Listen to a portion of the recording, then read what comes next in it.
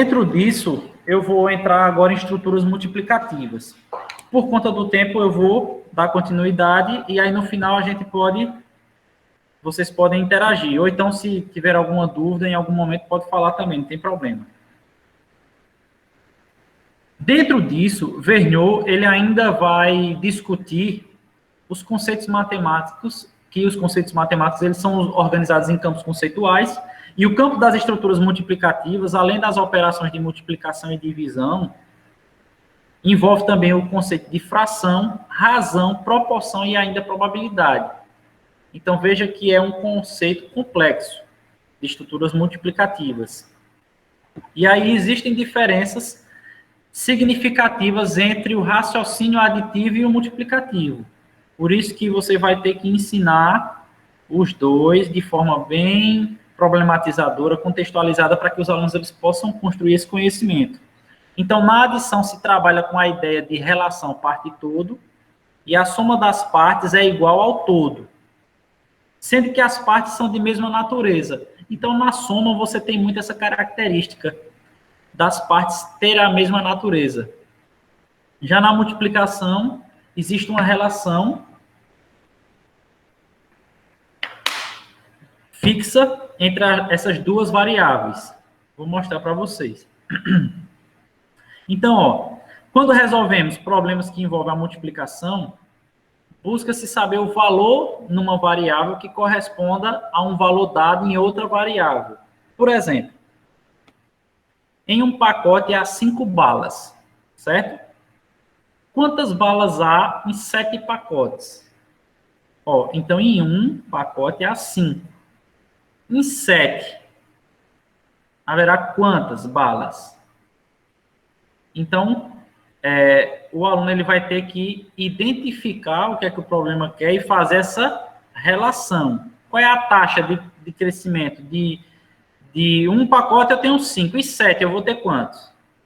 Que muitos até dizem aí que isso aí seria o gênese da regra de 3 simples, vamos dizer assim. Então, nesse caso, o valor 5 em uma variável balas corresponde a um valor dado 7 em outra variável, que seria o pacote. Então, uma variável é bala, outra variável são os pacotes. E é justamente essa relação constante entre essas duas variáveis, número de balas e número de pacotes, que possibilita um raciocínio multiplicativo. Então, dentro das estruturas multiplicativas, nós vamos ter aí a comparação, a proporcionalidade, a configuração retangular, a combinatória e a probabilidade. Inclusive, eu até abro um parêntese que a probabilidade ela é pouco explorada dentro das estruturas multiplicativas. Eu tenho pesquisado aí sobre o ensino de probabilidade aí nos últimos 4 anos, e existem pouquíssimos trabalhos que vão abordar a probabilidade como estrutura multiplicativa. Existe um trabalho com a probabilidade na formação inicial de professores, na formação continuada e com os conceitos de como ensinar, mas como estrutura multiplicativa não existem tantas pesquisas. E aí está até, de repente, um trabalho pode ser desenvolvido por algum de vocês aí sobre isso. Estudar a probabilidade enquanto estrutura multiplicativa. Então, ó, a multiplicação e a adição como continuidade e descontinuidade. Veja que o que eu vou mostrar para vocês agora é muito interessante, porque o professor, muitas vezes, ele está habituado a ensinar a multiplicação como a soma de partes iguais ou de parcelas iguais. Por exemplo, 3 vezes 4 é igual a 4 mais 4 mais 4. Ou se fosse 4 vezes 3, né? Usando a comutatividade, seria 3 mais 3 mais 3 mais 3. Só que existe uma relação com o problema da adição. Por exemplo, ó, eu tinha 3 bombons e ganhei 4 bombons. Com quantos eu fiquei? Teve uma transformação. Mas existe uma descontinuidade quando eu vou trabalhar com problemas que têm variáveis diferentes. Como assim, Robson? Vamos ver agora? Por exemplo, Em cada pacote vem 3 figurinhas. Então, cada pacote, a variável, né, aí, pacote, tem 3 figurinhas. Quantas figurinhas se obtém com 4 pacotes? Se fosse usar a comutatividade, ó, nós teríamos aí 2 olhares. O primeiro, 3 figurinhas, mais 3 figurinhas, mais 3 figurinhas, mais 3 figurinhas. Porque diz que cada pacote tem 3 figurinhas. Então, ele fez, ó, 3 mais 3 mais 3 mais 3. Agora, se eu coloco, ó, 4 pacotes, mais 4 pacotes, mais 4 pacotes. Eu pergunto, daria a mesma quantidade de figurinhas?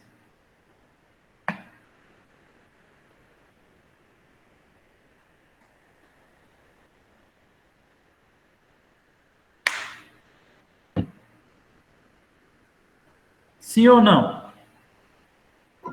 Não. Não. Por quê? Porque cada pacote tem quantas figurinhas?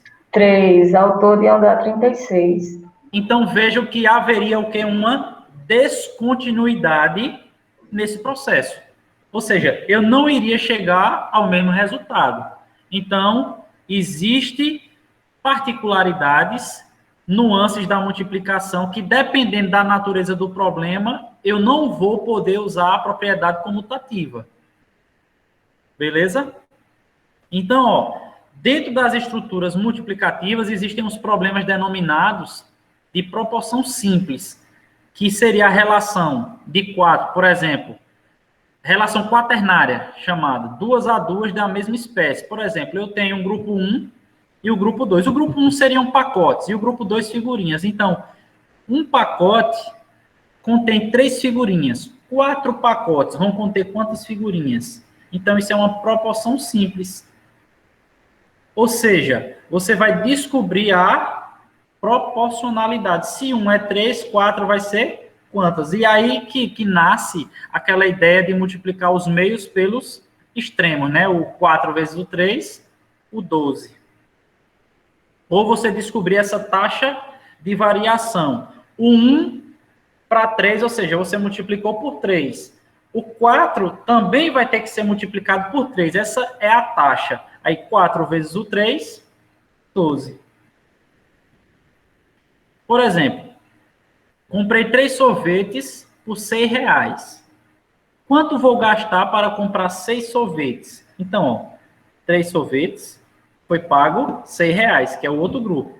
6 sorvetes, ou seja, houve uma razão, uma multiplicação, ó, de 3 sorvetes, ele dobrou, foi para 6. Então, o preço que era 6, ele também vai dobrar, que seria, no caso, o 12. Então, a razão entre sorvete, entre 6 sorvetes e 3 sorvetes é 2. Veja que na questão anterior, a gente estava trabalhando nas estruturas multiplicativas na perspectiva da proporcionalidade. Nesse contexto aqui, eu estou entendendo esse desenvolvimento a partir da razão. Posso ter ainda uma análise dimensional dos problemas de multiplicação. Por exemplo, outra estratégia para resolver 3 vezes 4. Eu tenho um f de x aí, que eu digo que é igual a ax, e o a seria o valor da unidade. Então, por exemplo, se eu tivesse um f de 4, aí eu teria o a vezes 4. Se eu for substituir aí no lugar do a o 3, então o f de 4 vai ser igual a 3 vezes 4, então o f de 4 é igual a 12. Ou seja, 3 é uma taxa de 3 figurinhas por pacote. Eu analiso dimensionalmente o problema de estrutura aditiva. Que aí, para quem, né, já tem mais afinidade, todos vocês têm, você já começa a perceber aí a ideia do conceito de função. Nós temos o trabalho com a conservação de adição nas relações de proporcionalidade. Por exemplo, ó, duas jarras enchem 6 copos. 3 jarras vão encher quantos copos? Ó, 2 jarras enchem 6. 3 jarras enchem quantos? Então, o que é que a criança vai pensar? Como é que ela vai resolver esse problema? Veja que a gente está querendo desenvolver esse raciocínio na perspectiva das estruturas multiplicativas. Eu posso ter uma relação ternária ou quaternária, por exemplo, grandeza inicial, taxa e grandeza final. Por exemplo, ó, pacotes, aí a taxa, que é o valor que vai ser multiplicado, o 4 vezes o 3, e vou achar a grandeza final, que seriam as figurinhas. Eu posso ter a comutatividade, né, da multiplicação, que aí é o que a gente chama de representação retangular. Ó. Eu tenho 4 blusas e 3 calças. Quantos conjuntos diferentes de uma blusa e uma calça pode se formar com 3 calças diferentes e 4 blusas diferentes? E pode ter uma discussão dos problemas multiplicativos, né? Por exemplo, um pacote de figurinhas vem com 3 figurinhas. Quantas figurinhas vêm em 4 pacotes? Um problema B. Uma loja do shopping vende tudo 3 vezes mais cara que a lojinha da esquina. Então, sabendo que uma sandália custa R$4 na loja da esquina, quanto essa mesma sandália vai custar no shopping? Então, veja que é um problema real e que pode ser trabalhado. Problema C, uma agência de turismo cobra R$1 por pessoa a cada hora de excursão no zoológico. Uma mãe mandou seus 3 filhos a uma excursão de 4 horas. Quanto a mãe pagou? Aí, veja, estado inicial, qual vai ser a taxa, qual vai ser o estado final. Então, a competência para resolver problemas multiplicativos, ela é desenvolvida num longo período de tempo, o que implica aí em dizer que problemas envolvendo as operações de multiplicação e divisão devem ser trabalhados durante todo o ensino fundamental e até o ensino médio. Então, ó, dentro dos problemas aí que nós vimos, nós temos isso dentro das estruturas multiplicativas, problemas de comparação, onde eu tenho um referente desconhecido, referido desconhecido e a relação. Tem os problemas de proporção simples, onde eu vou ter a multiplicação para muitos, participação ou distribuição, cota, quarta proporcional. Eu vou ter a ideia de produto cartesiano, que essa nomenclatura hoje mudou, é chamado de produto de medidas, que aí eu posso trabalhar com a grandeza área, posso trabalhar aí com a combinação, né, de possibilidades. Eu tenho aquela ideia da função que eu estava mostrando para vocês, a proporcionalidade múltipla, eu posso ter a proporcionalidade inversa. Aí, por exemplo, uma comparação multiplicativa. São situações bem próximas das aditivas, em que se tem apenas 2 grandezas de mesma natureza, que são comparadas de forma multiplicativa por um escalar, uma razão, uma relação.